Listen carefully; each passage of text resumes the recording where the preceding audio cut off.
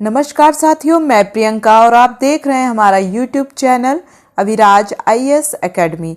आज है 3 जनवरी 2023। आज के जो डेली करंट अफेयर्स क्वेश्चन हमारी आगामी परीक्षाओं को देखते हुए हम जो इस सीरीज़ में लेके आए हैं बहुत ही महत्वपूर्ण है, इम्पॉर्टेंट है और आपको ध्यानपूर्वक पढ़ना भी है और देखना भी है। बिना देरी किए हम पहले प्रश्न की ओर अपने बढ़ रहे हैं। निम्नलिखित में से किस बैंक ने मार्च 2023 तक एकीकृत भुगतान इंटरफेस पर रुपे क्रेडिट कार्ड जारी करने की घोषणा की है? यहाँ नहीं जो वर्ड है वो बाय मिस्टेक टाइपिंग से हो गया है, तो इस पे ध्यान मत दीजिएगा। चलिए इसके ऑप्शन की ओर बढ़ते हैं हम। पहला ऑप्शन है Bharatiya state bank, option B है यूको बैंक, ऑप्शन सी है आईसीआईसीआई बैंक, ऑप्शन डी है Axis bank. Right answer is UCO bank, option B. इसका एक्सप्लेनेशन देखते हैं। Bharatiya state bank, ICICI bank और एक्सिस बैंक ने मार्च 2023 तक यूनिफाइड पेमेंट इंटरफेस पर रुपे क्रेडिट कार्ड जारी करने की घोषणा की है। वर्तमान में union bank of India, Punjab national bank, Indian bank और एचडीएफसी बैंक यूपीआई प्लेटफॉर्म पर रुपे क्रेडिट कार्ड सेगमेंट में लाइव हो गए हैं। क्या हो गए हैं? लाइव हो गए हैं। नेक्स्ट पॉइंट, जून 2022 में भारतीय रिजर्व बैंक ने क्रेडिट कार्ड को यूपीआई से जोड़ने की अनुमति दी है। नेक्स्ट प्रश्न है, हाल ही में जॉर्ज कोहेन का निधन हो गया है, वह किस खेल से संबंधित है या जुड़े थे? तो इनकी फोटो सामने प्रश्न के आ रही है, आप देख सकते हैं और पहचान भी सकते हैं। तो ऑप्शन ए है फुटबॉल, ऑप्शन बी है क्रिकेट, ऑप्शन सी है बॉक्सिंग, ऑप्शन डी है हॉकी। सही उत्तर जो है इस प्रश्न का वो है ऑप्शन ए, फुटबॉल से जुड़े थे। एक्सप्लेनेशन देखते हैं। आप इस आंसर पर मत जाना, बाय मिस्टेक हुआ है यहाँ पे, तो ऑप्शन ए राइट आंसर है। और इसका एक्सप्लेनेशन देखते हैं क्या है। इंग्लैंड के 1966 विश्व कप विजेता राइट बैक जॉर्ज कोहेन का 23 दिसंबर 2022 को 23 वर्ष की आयु 83 वर्ष की आयु में निधन हो गया। उन्होंने 1956 और 1969 के बीच अपने 459 प्रदर्शनों में 6 लीग गोल किए हैं। 1996 में पश्चिम जर्मनी पर 4-2 की जीत के साथ इंग्लैंड ने अपना पहला विश्व कप खिताब जीता है। नेक्स्ट पॉइंट देखिए, 1967 तक कोहेन ने 37 मैचों में इंग्लैंड का प्रतिनिधित्व किया है।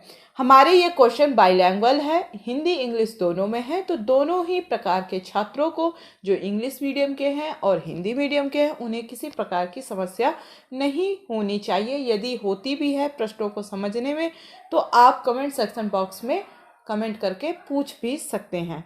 चलिए नेक्स्ट प्रश्न है, हाल ही में वर्ष 2022 के लिए एकलव्य पुरस्कार किसे प्रदान किया गया है? इम्पॉर्टेंट है ये क्वेश्चन, आप लोग ध्यान में रखिएगा। ऑप्शन ए है स्वाति सिंह, ऑप्शन बी है पंकज अडवाणी, ऑप्शन सी है लक्ष्य सेन और ऑप्शन डी है प्रणति मिश्रा। तो सही उत्तर है इस प्रश्न का वो है पंकज मिश्रा। एक्सप्लेनेशन देखते हैं।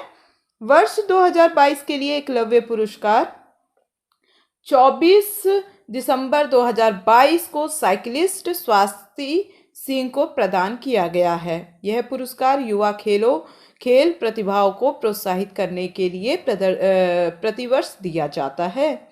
इस वर्ष में फुटबॉल खिलाड़ी प्यारी खाकसा, इनका नाम याद रखना आपको, इस समारोह में फुटबॉल खिलाड़ी प्यारी खाकसा और हॉकी खिलाड़ी सिलांदा लकड़ा को भी सम्मानित किया गया है। इस समारोह में बिलियर्ड्स और स्नूकर विश्व चैंपियन पंकज अडवाणी मुख्य अतिथि थे, जबकि प्रणति मिश्रा विशिष्ट अतिथि थी।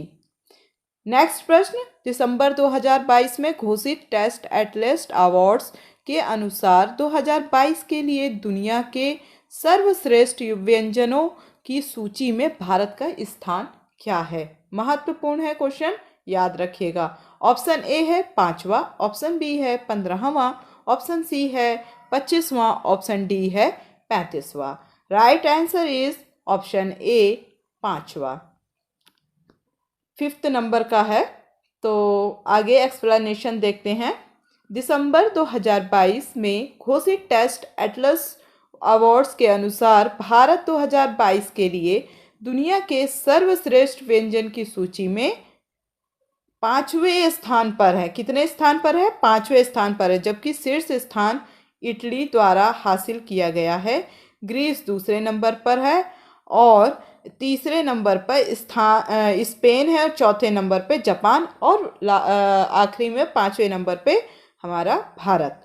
नेक्स्ट है, पारंपरिक व्यंजनों में भारत के शाही पनीर ने 50 रैंकिंग में 38वें स्थान पर जगह बनाई है।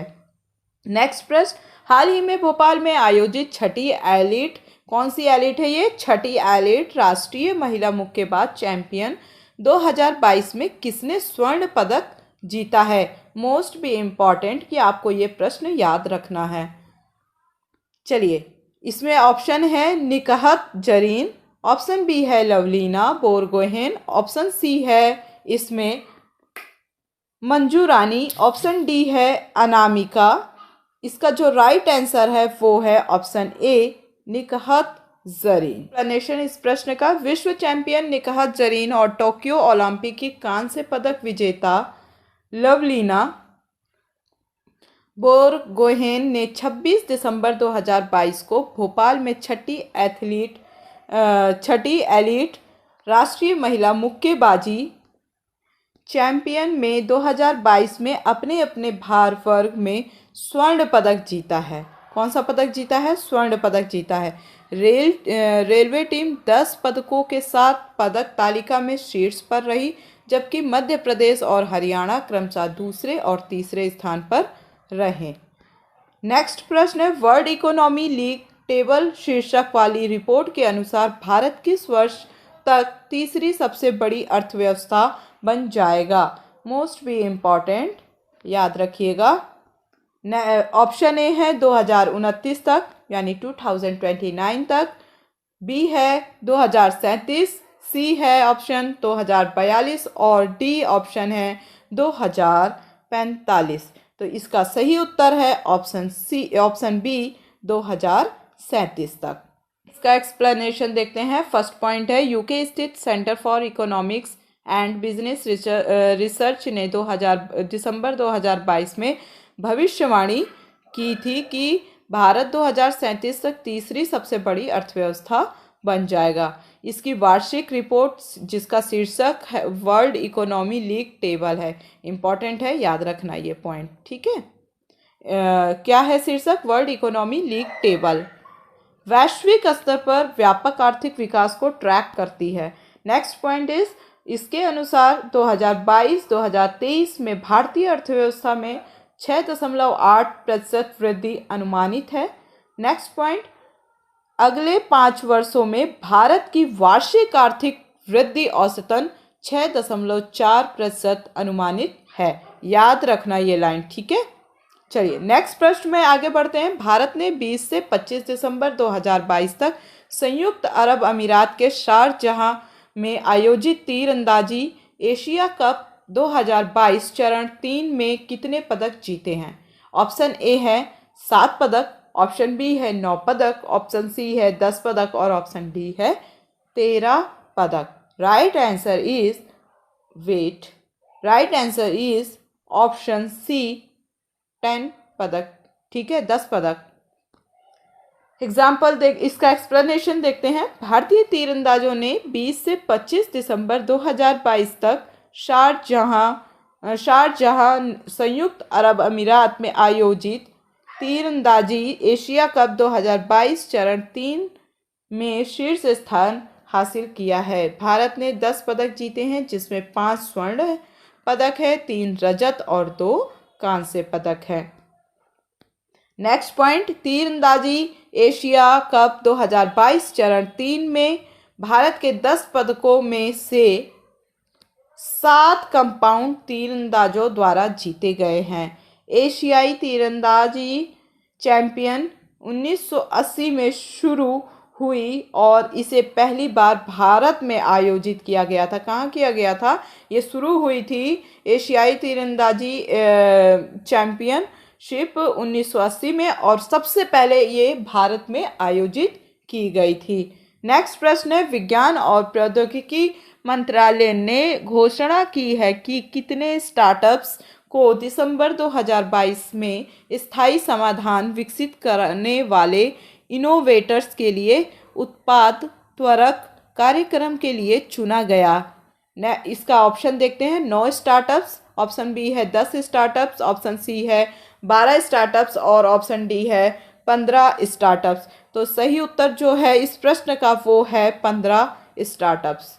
इसका एग्जाम्पल देखते हैं, एक्सप्लेनेशन देखते हैं। विज्ञान एवं प्रौद्योगिकी मंत्रालय ने घोषणा की है कि दिसंबर 2022 में स्थायी समाधान विकसित करने वाले इनोवेटर्स हेतु उत्पाद त्वरक कार्यक्रम के लिए 15 स्टार्टअप्स का चयन किया गया है।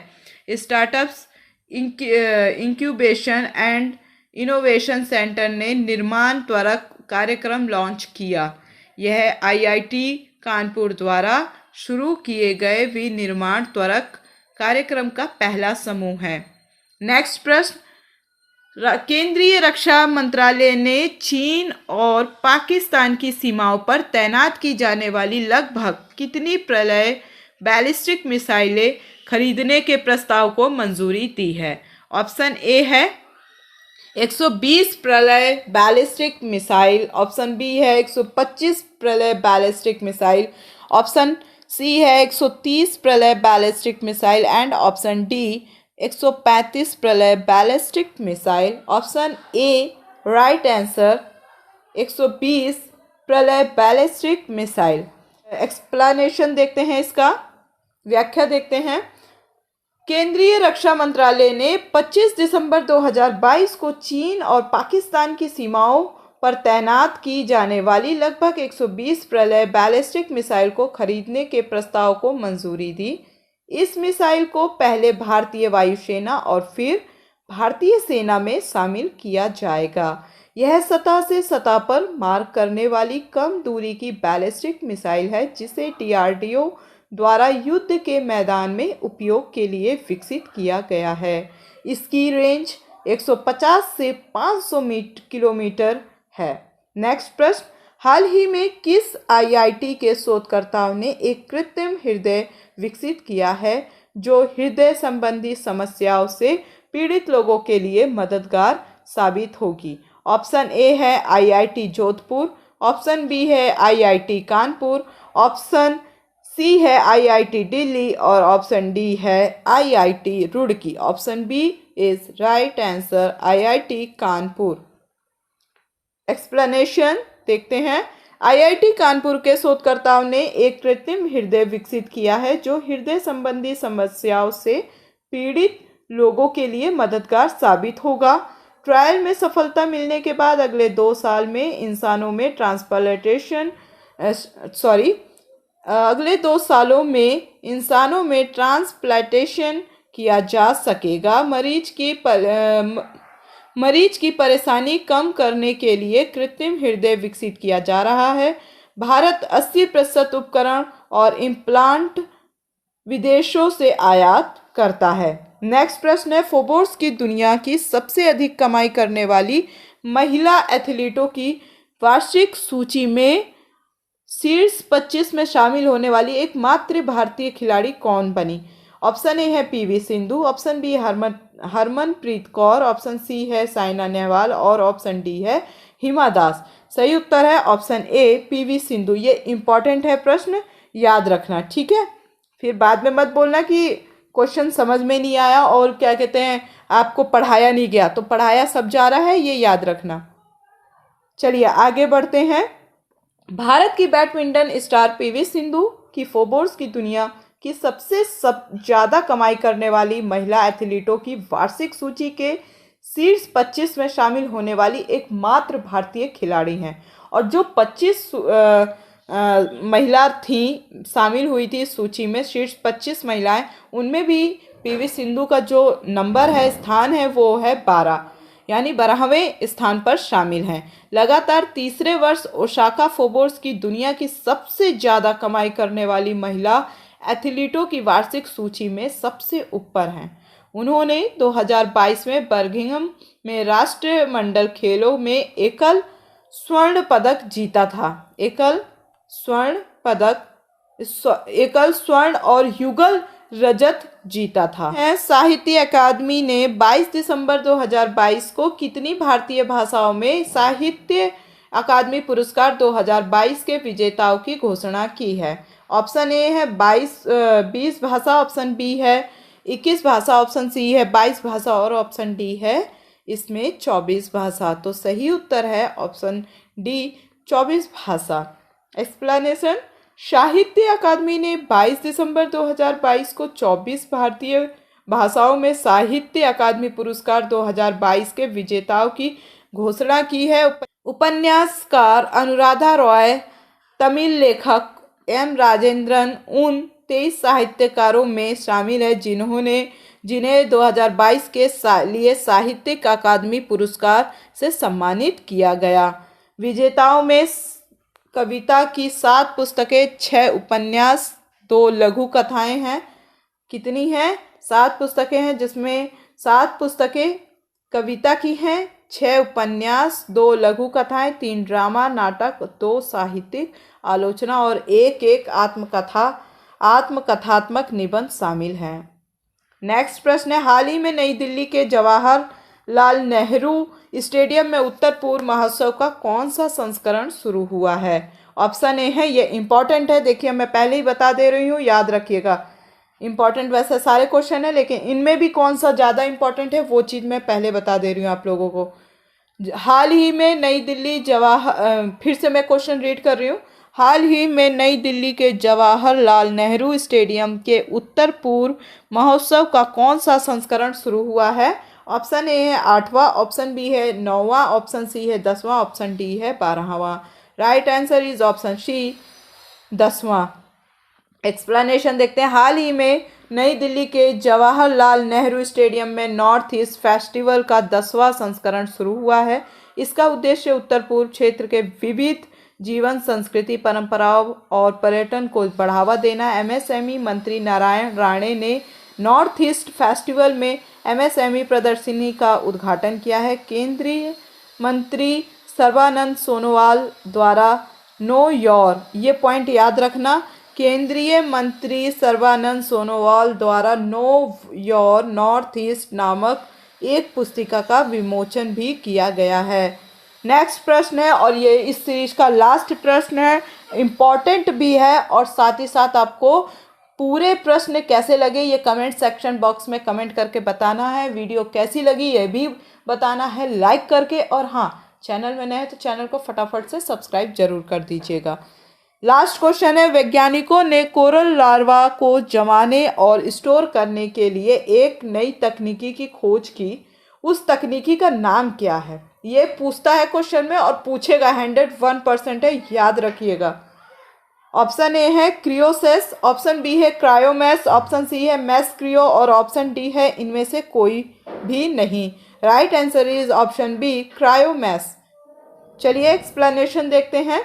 वैज्ञानिकों ने कोरल लार्वा को जमाने और स्टोर के लिए एक नई विधि की खोज की है। ऑस्ट्रेलिया के ग्रेट बैरियर रीफ पर काम कर रहे वैज्ञानिकों ने कोरल लार्वा को जमाने और स्टोर करने का एक नया तरीका खोजा है। वैज्ञानिक कोरल रीफ की रक्षा के लिए काम कर रहे हैं क्योंकि बढ़ता तापमान महासागर के पारिस्थितिकी तंत्र को अस्थिर कर रहा है। वैज्ञानिकों ने एक नई हल्की क्रायोमैश तकनीकी विकसित की है। इसे सस्ते में निर्मित किया जा सकता है, यानी इसे ज़्यादा लागत नहीं लगी है, इसमें बहुत ही कम बजट में ये निर्मित हुई है और इसे कोरल को बेहतर तरीके से संरक्षित करने में मदद मिलेगी।